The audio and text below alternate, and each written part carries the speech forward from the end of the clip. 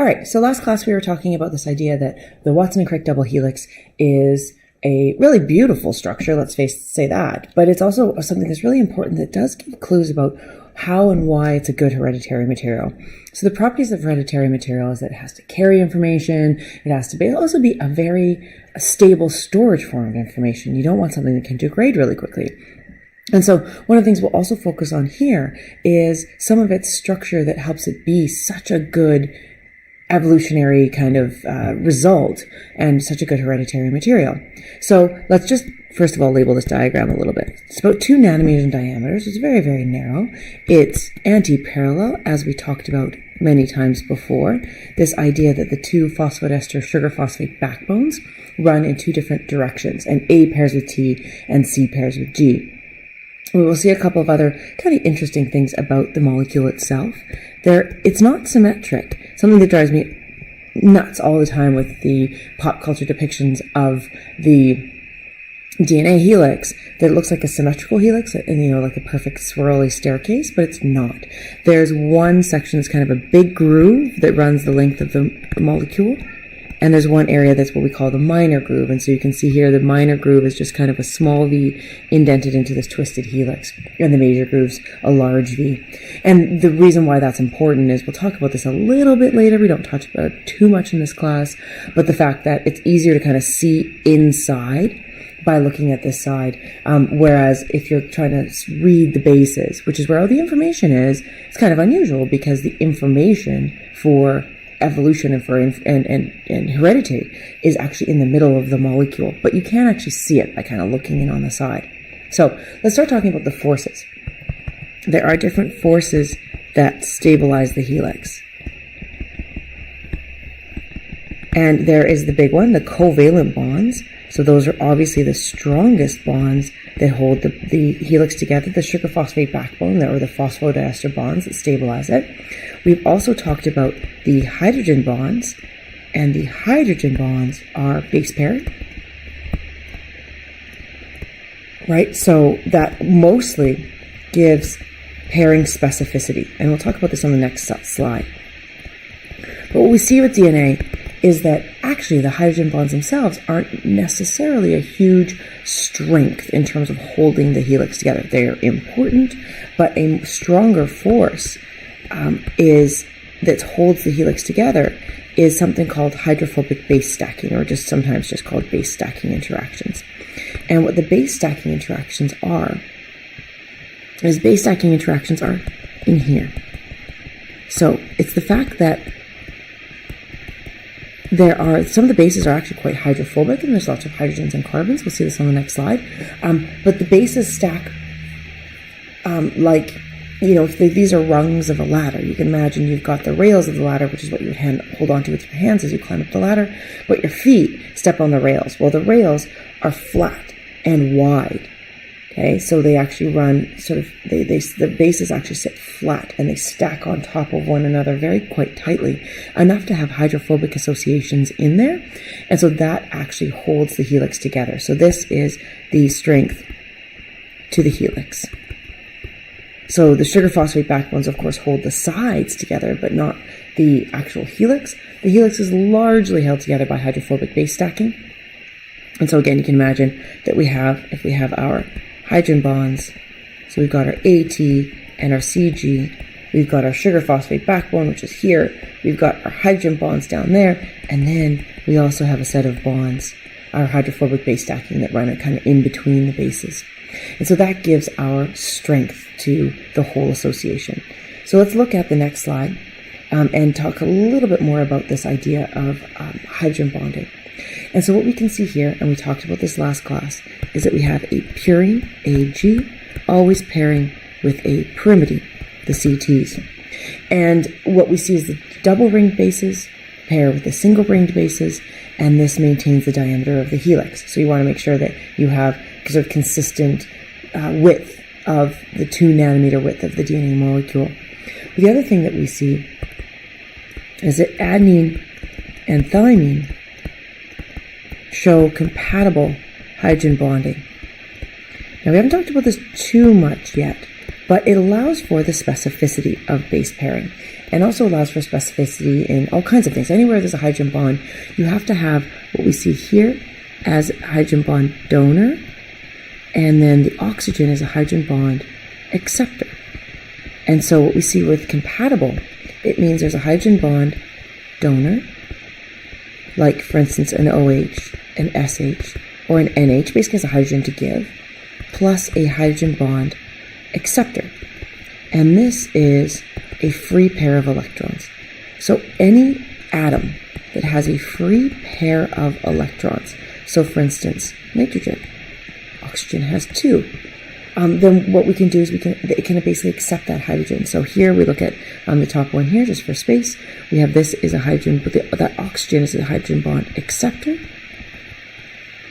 whereas the nitrogen in this case is the donor.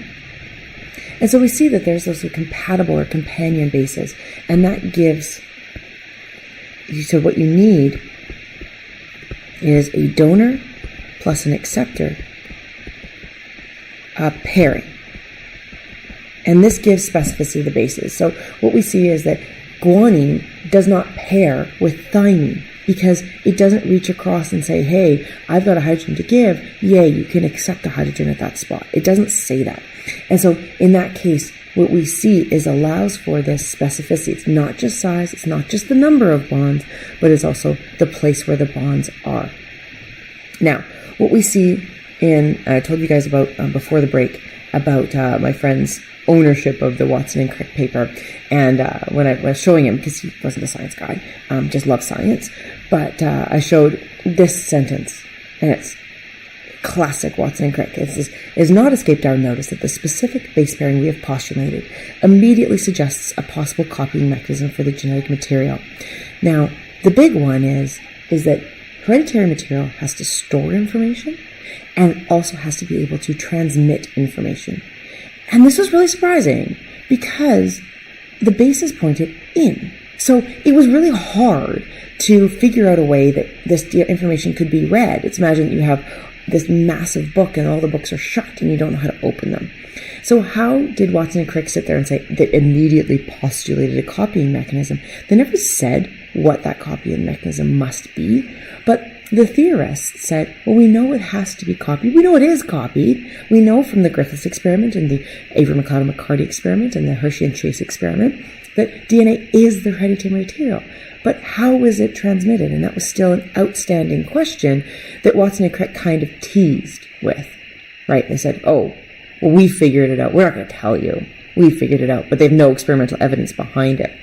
Now, what we presume they understood about DNA or saw with this was something we call semi-conservative replication. So this model is called semi-conservative replication.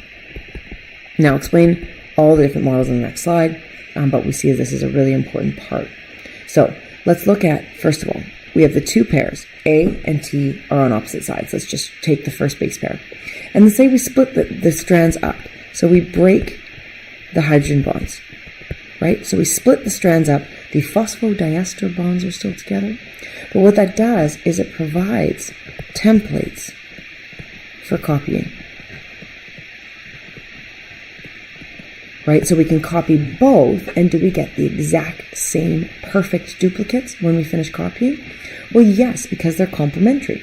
So if we have a big dark blue A and a dark blue T, and then we go and everywhere there's an A, we put a T, and everywhere there's T, we put an A.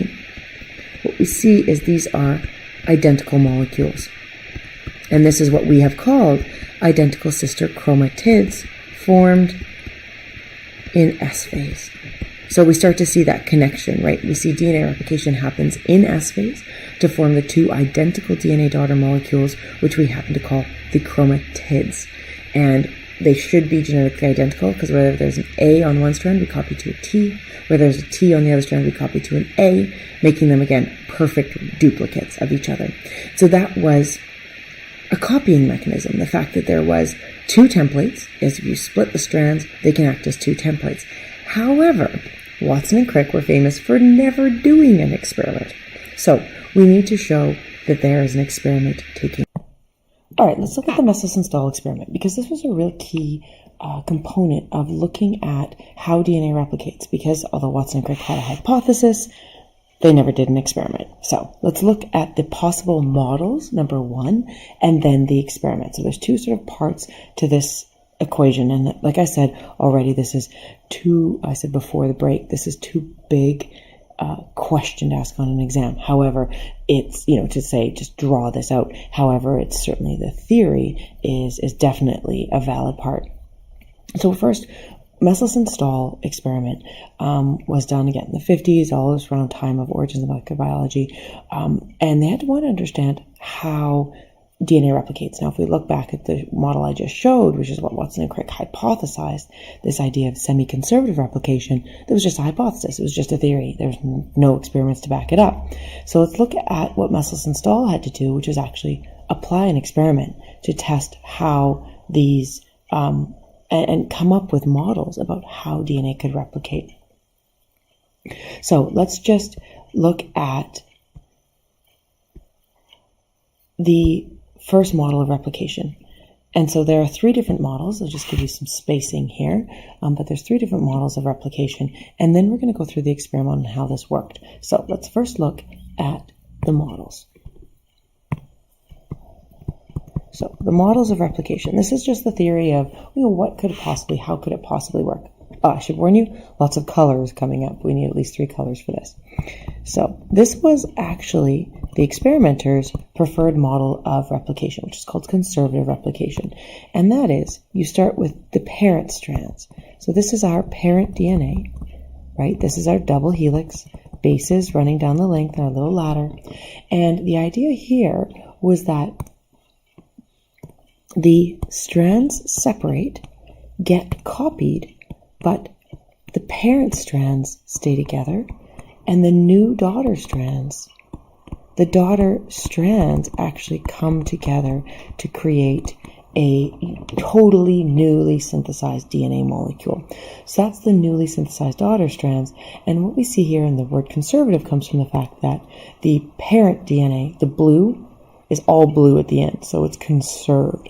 And the idea here was, sort of logically it made sense that from an evolutionary perspective, you'd want the parent DNA, the sort of seed, to stay together, and then you just spin off copies, which, makes sense. However, I'll give you the punchline here, and that was wrong. Semi-conservative replication was actually correct. And what semi-conservative suggests is that you have your parent DNA. I'll just show you the colors here. And the parent DNA splits up into 2 different templates, just like we did before. And then this is our newly synthesized DNA. So this is our newly synthesized DNA, so that the daughter molecule becomes half parent, half new DNA that's made. So that was semi-conservative. And so those were very reasonable. And they came up with, I think it's a crazy idea, but whatever, it's their idea. So this idea that what this is showing here with what's called dispersive replication was very simply that it was like you would take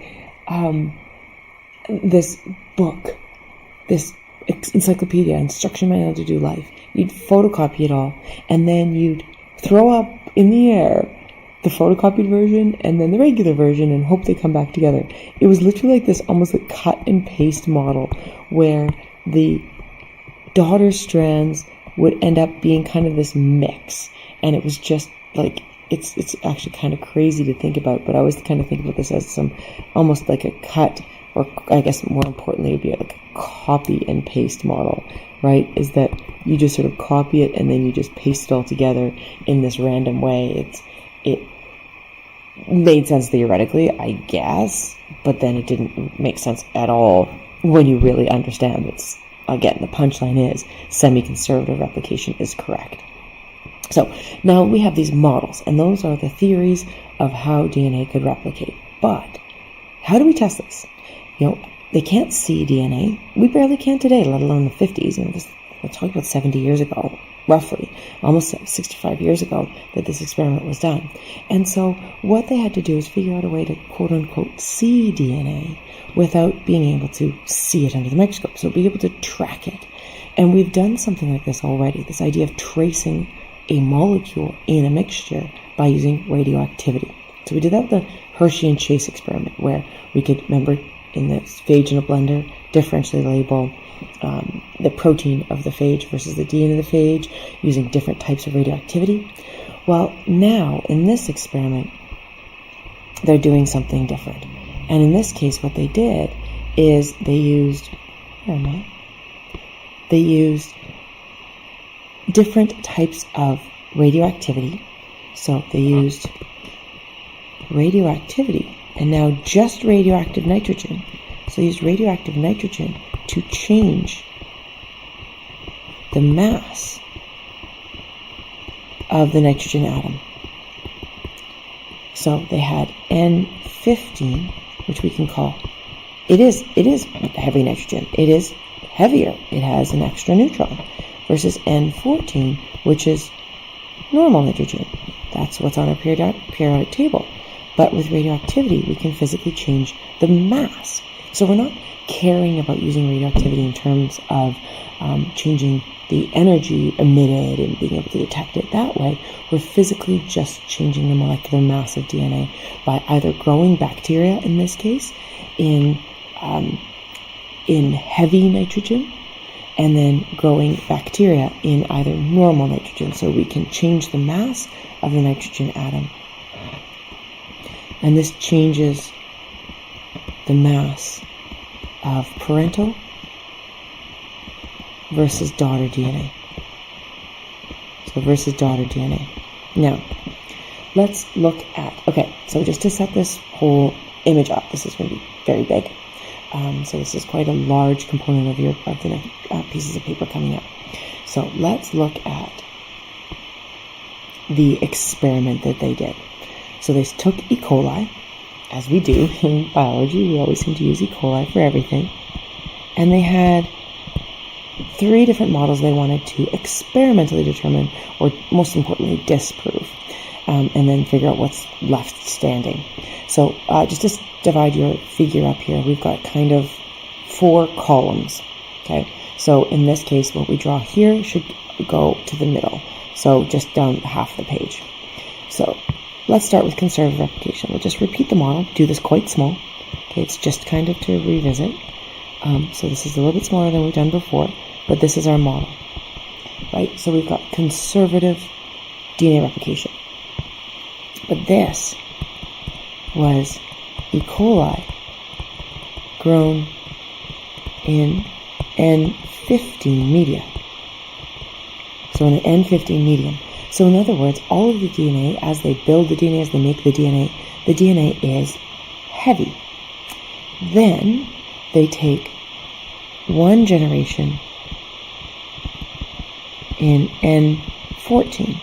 So they just basically wash the broth, they spin it down into a pellet, then they wash out all that broth, and then grow another generation of E. coli for 20 minutes or so in regular broth.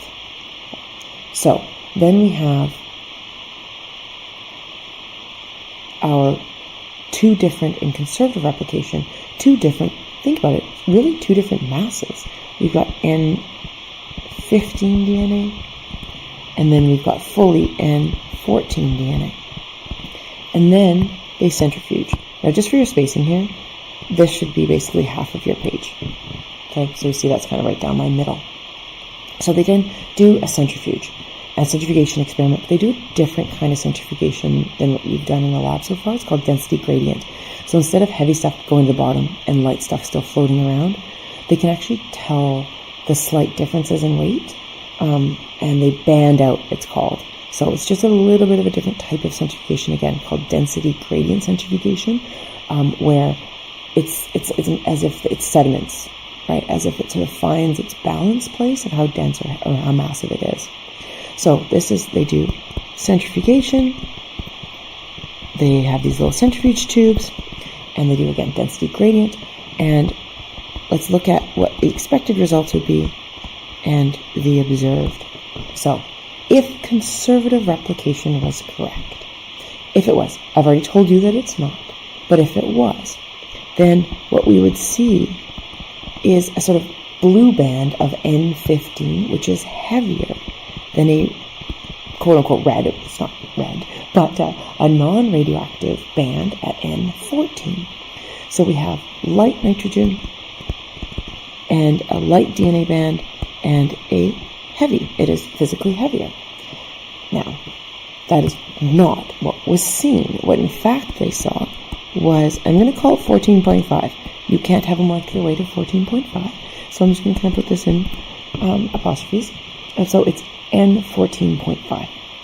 What that means all of a sudden, all this means, is that this is an intermediate band, an intermediate mass of DNA was observed. Therefore, conservative replication is not correct. And that's what we want to do in science, right? So conservative replication is disproving. So it is wrong. So let's just kind of go, that's wrong. Conservative replication is incorrect. Now, let's go through the other models, right? Because they're still semi-conservative and dispersive.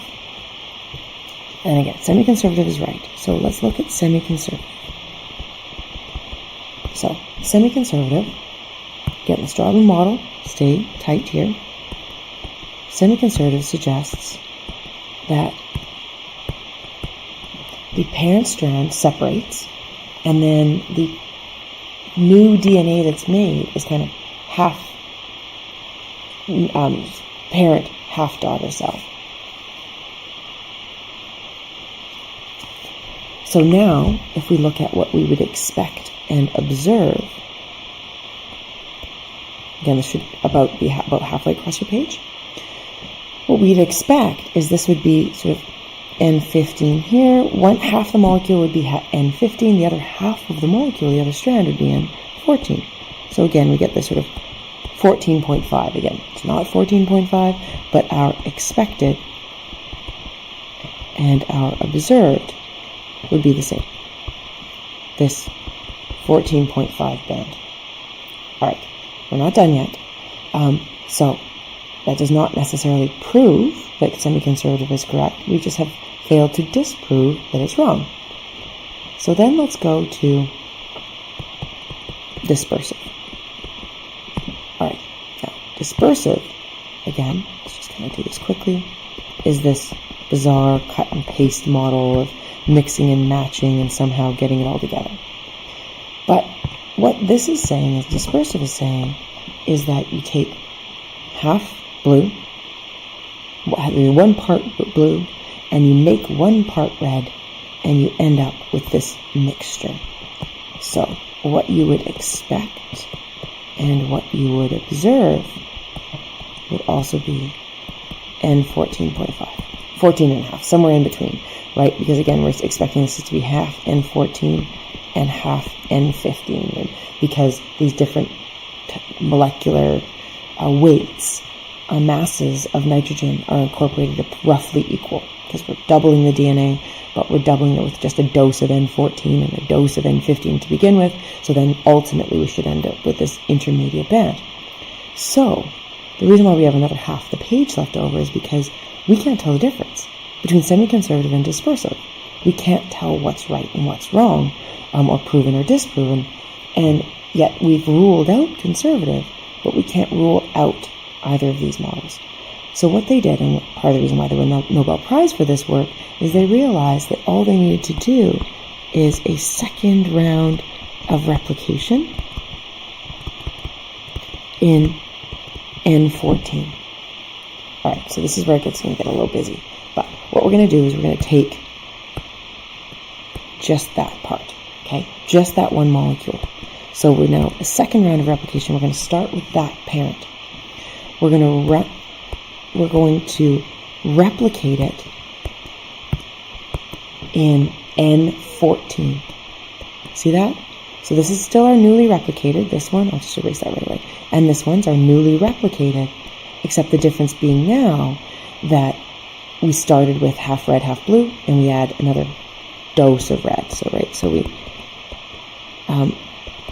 we do another round of replication in N14. So that's our resulting molecules we'd expect. And then they centrifuged again. So we have our expected and our observed. So now what weights would we expect? What masses would we expect? Well, this is still our half and half band. So we'd expect N14, again, 0.5 band. But now we've kind of recreated created a full N14. And that's exactly what was observed. So that at least shows that it's possible to be semi-conservative.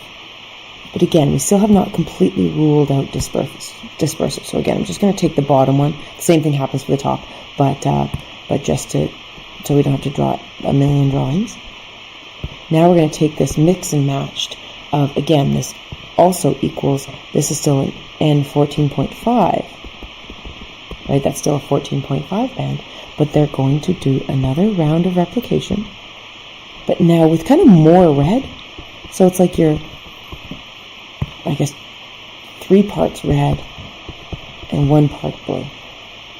So you just have less blue, less heavy nitrogen. So if you take this, now imagine, and again, this math doesn't make any sense chemically, but we take an N14.5 group. We grow it again in N14. Now it should be kind of like 14.25, right? Because we sort of diluted out the heavy stuff, the blue stuff, again. So then in our expected and observed, we would expect just a sort of 14.25 band, but instead they got a 14 band and a 14.5 band. So because the expected results do not agree with the observed results, then what we see is that semi-conservative is correct and dispersive is disproven. Now, many other experiments have gone on to show that this, in fact, is correct. But this was the first indication, and they won the Nobel Prize for it. So, this is obviously a serious experiment. But what they were able to do is show that DNA replication is semi-conservative. Likely what Watson and Crick had suggested, Watson and Crick had predicted, cheekily, without experiments and without any cause. But it is a very effective, very efficient way to replicate DNA accurately, so that every round of every generation that you make is supposed to have the exact same parental DNA as, same DNA as the parent.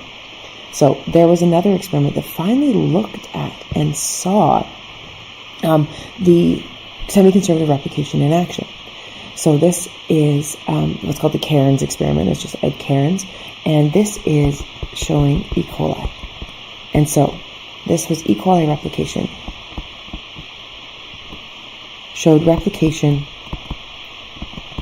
is semi-conservative